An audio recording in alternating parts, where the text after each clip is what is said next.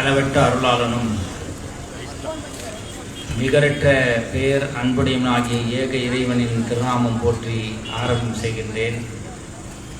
ரபி Shirley சதரி வயசர்லி அம்ரி வஹுலுல் உக்தத மின் லிசானி யஃகஹு கௌலி. வரலாற்று சிறப்புமிக்க திண்டுக்கல் மாவட்டம் அமைதியா இருங்க. எல்லாம் உட்காருங்க ஜி, அவங்க பார்த்துட்டு வருவாங்க. போலீஸ் போறாங்க, நீங்க உட்காருங்க.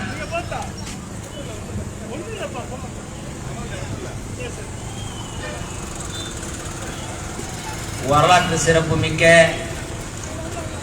திண்டுக்கல் மாவட்டம் ஐக்கிய முஸ்லிம் முன்னேற்ற கழகத்தின் சார்பாக ஏற்பாடு செய்யப்பட்டிருக்கின்ற வழிபாட்டு தலங்கள் மீது இந்திய அரசமைப்பு சட்டம் 1991 வழங்கிய உரிமையை பாதுகாத்திட கோரி இந்த மாபெரும் ஆர்ப்பாட்டத்தை தலைமை ஏற்றிருக்கின்ற திண்டுக்கல் மாவட்டத்தினுடைய தலைவர் அன்பு சகோதரர் ஏஜே நைனா முகமது அவர்களே, நம்மை வரவேற்று அமர்ந்திருக்கின்ற தேனி மாவட்டத்தினுடைய தலைவர் கே ஃபக்கீர் மொய்தீன் அவர்களே, நமக்கு நன்றி சொல்லவிருக்கின்ற அன்பு சகோதரர் ஏ ஷேக் அப்துல்லா அவர்களே, எனக்கு முன்னாலே அரிய பல கருத்துக்களை சமர்ப்பித்துவிட்டு அமர்ந்திருக்கின்ற காங்கிரஸ் பேரியக்கத்துடைய பேச்சாளர்களே, பாசிசத்திற்கு சிம்ப சொப்பனமாய் சீறிக்கொண்டிருக்கின்ற விடுதலை சிறுத்தைகளே, எந்த காலத்துக்கும் பாசிசத்தோடு கைகோர்க்காமல் இந்திய மண்ணில் தன்னுடைய அழுத்தமான கருத்துக்களை சமர்ப்பித்துக் கொண்டிருக்கின்ற இடதுசாரிகளே, நீண்ட நேரம் இந்த ஆர்ப்பாட்டத்திற்கு அனுமதி அளித்து பாதுகாப்பு வழங்கிக் கொண்டிருக்கின்ற காவல்துறை அதிகாரிகளே,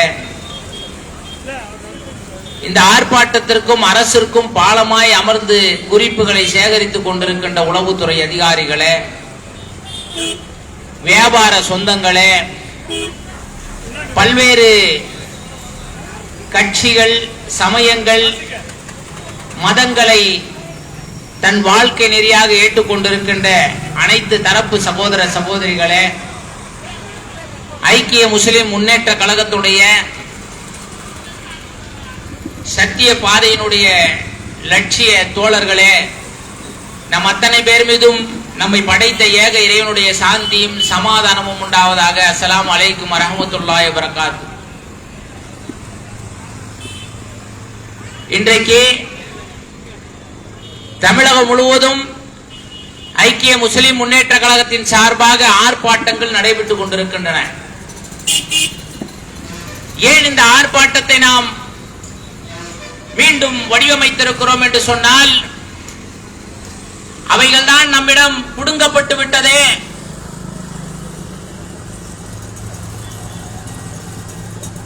ஒரு அநியாயமான தீர்ப்பை வழங்கி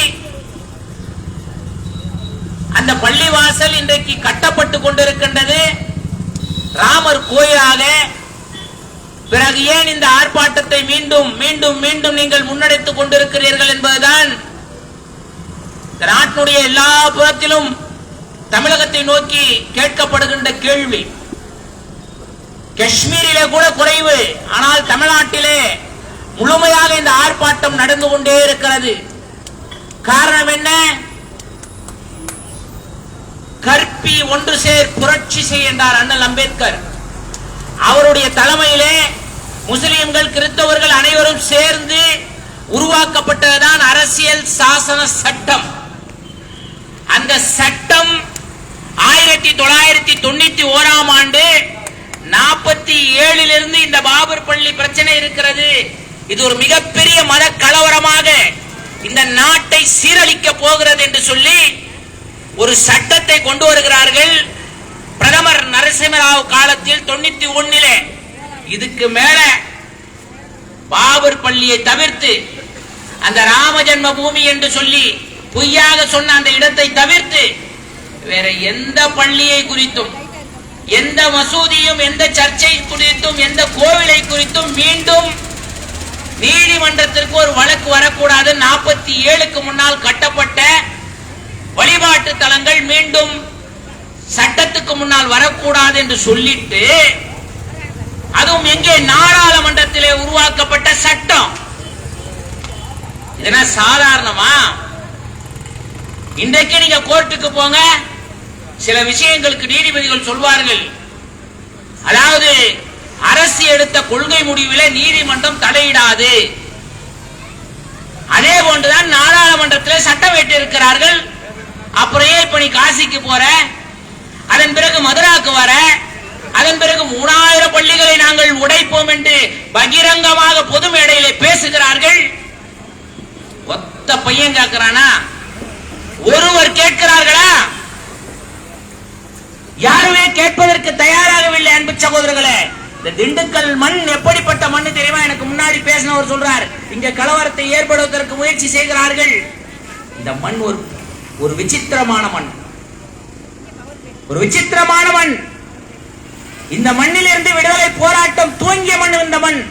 ஹைதர் அலி தலைமையிலே வேலு நாச்சியார் அவர்கள் யார்? முஸ்லீமா? வேலு நாச்சியார் கிறிஸ்தவரா? இல்லை அன்பு சகோதரர்களே. அவருடைய கணவரை இழந்து இங்கேதான் ஹைதர் அலி அவர்கள் முகாமிட்ட கோட்டையை நோக்கி 3 கடிதங்கள் அனுப்புகிறார்கள். 3 கடிதங்கள். ஹைதர் அலியிடமிருந்து எந்த பதிலும் வரவில்லை என்று வேலு நாச்சியார் இருவரை அழைத்துக் கொண்டு 3வராக இங்கே திண்டுக்கலுக்கு வருகிறார்கள். திண்டுக்கல்லுக்கு வந்து அதுவும் ஆண் உடையிலே, ஒரு மிகப்பெரிய வீர உடையிலே அந்த அம்மா வருகிறார்கள். வந்து ஹைதர் அலி சாஹிப் அவர்களை சந்திக்கிறார்கள். சந்திக்கின்ற பொழுது ஒரு பெண்ணா ஆனான அவருக்கு தெரியல. அவருடைய தலப்பாயை கழட்டி கூந்தலை வெளியே விடுறாங்க. அப்பதான் இவர் வேலு நாச்சியார் என்று அவருக்கு தெரிகிறது. அதன் பிறகு இந்த ஹைதர் அலி வேலு நாச்சியார் எந்த மதம் என்று பார்க்கவில்லை, எந்த சாதி என்று பார்க்கவில்லை, எந்த இனம் என்று பார்க்கவில்லை, எந்த கொள்கையை சார்ந்தவர் என்று அவர் பார்க்கவில்லை. மாறாக அவர் சொன்னார், நிச்சயம் பிள்ளை என்னுடைய பெண் பிள்ளையாக உன்னை கருதுகிறேன் என்று சொல்லி ஆயிரக்கணக்கான காலான் படையை, குதிரைப்படையை அந்த அம்மாவிடம் அனுப்பியது மாத்திரமல்லாமல் 1 லட்சம் பொற்காசு கொடுத்து தன்னுடைய பிள்ளை திப்பு சுல்தானை, எப்படிப்பட்ட மாவீரர் தெரியுமா? 200 ஆண்டு காலமாக 200 ஆண்டு காலம் இந்த பிரிட்டிஷ் ஏகாதிபத்தியத்திற்கு அஞ்சி ஆடாக வாழ்வதை விட 2 நாள் புலியாக வாழ்ந்து மரணிப்பது மேல் என்று சொன்ன அந்த திப்பு சுல்தானை வேலு நாச்சியாரோடு அனுப்பிய மண் இந்த மண், இந்த திண்டுக்கல் மண். என்ன செய்கிறார்கள் சகோதரர்களே இவர்கள்? இந்துக்களுக்காக வேண்டி நாங்கள் இருக்கிறோம் என்று பிஜேபி கொக்கரிக்கிறது. நான் கேட்கறதெல்லாம் ஒரே விஷயம் தான். எங்களுக்கெல்லாம் 1100 ரூபாய் வாங்கிக்க, திண்டுக்கல்ல இருக்கிற இந்துக்களுக்கெல்லாம் 400 ரூபாய் கொடு, கேஸ் சிலிண்டர் கொடுப்பியா? எங்களுக்கெல்லாம் 110 ரூபாய் வாங்கிக்க பெட்ரோலுக்கு, திண்டுக்கல்ல இருக்கிற இந்துக்களுக்கெல்லாம் 60 ரூபாய் கொடுப்பியா? அப்ப அந்த ஆட்சி வந்தால் நன்மை, யாரோ ஒரு நன்மை அடைகிறார்கள். நாங்கள் இந்த நாட்டிற்கு அர்ப்பணித்தாலும் கூட நாங்கள் வஞ்சிக்கப்படுகிறோம் என்று சொன்னால் பரவாயில்லை, அவர்களாவது வாழுகிறார்களா? யாருமே வாழலையே, யாரும் வாழலையே. தமிழ்நாட்டில் புதுமையாக மிக வேகமாக பேசினார்கள். என்ன பேசுறான்? எல்லாம் அசிங்கமா பேசிக்கிட்டு அடுத்த நாள் அக்கா தங்கச்சிங்கிறான். இன்னைக்கு அவர் வெளியே வந்துட்டார்.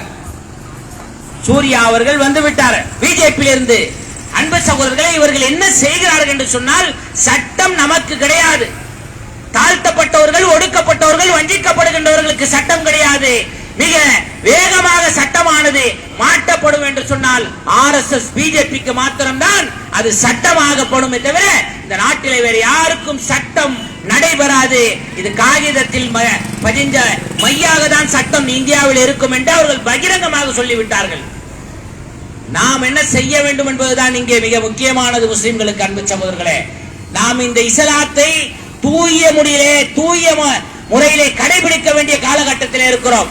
ஒவ்வொரு இந்துக்களுக்கும் முஸ்லிம் என்றால் யார், இஸ்லாம் என்றால் யார், அந்த ஏகத்துவ கொள்கை என்றால் யார், அந்த மகத்துவம் என்ன, சகோதரத்துவம் என்ன என்று சொல்லிக் கொண்டேதான் நான் இருக்க வேண்டும் அன்பு சகோதரர்களே. இல்லை என்று சொன்னால் நாம் இந்த நாட்டிலே வாழ முடியாத ஒரு சூழலை ஏற்படுத்தியிருக்கிறார்கள். எல்லாம் இளைஞர்கள் நாங்கள் இறந்து போனாலும் இனி எங்களுக்கு கவலை இல்லை. திண்டுக்கல்லிலே, சென்னையிலே, கோயம்புத்தூரிலே எங்கே பார்த்தாலும் இளைஞர்கள் இந்த போராட்டத்தை முன்னெடுப்பதற்கு இன்றைக்கு நமக்கு முன்னால் அமர்ந்திருக்கிறார்கள் என்று சகோதரர்களே. அவர்களை வழிநடத்துவதற்குதான் ஐக்கிய முஸ்லிம் முன்னேற்ற கழகம் இந்த செய்தியை சொல்லிக் கொண்டிருக்கிறது. சட்டத்தை நீங்கள் நம்ப முடியாது, எந்த நீதிபதியும் நீங்கள் நம்ப முடியாது. நீதிபதிகள் எல்லாம் அடிவரடிகளாக மாறிவிட்டார்கள். 1-2 நீதிபதிகள் இருக்கிறார்கள். அவர்களும் சுப்ரீம் கோர்ட்டை விட்டு வெளியேறிவிட்டால் சுப்ரீம் கோர்ட் காய்மயமாக்கப்பட்டுவிடும். எல்லா கோர்ட்டுகளும் காய்மயமாக்கப்பட்டது. எவ்வளவு கேவலமாக எச் ராஜா நீதிபதியை பேசுகிறார், குருமூர்த்தி பேசுகிறார், எஸ் வி சேகர் பேசுகிறார். யாராவது தண்டிக்கப்பட்ட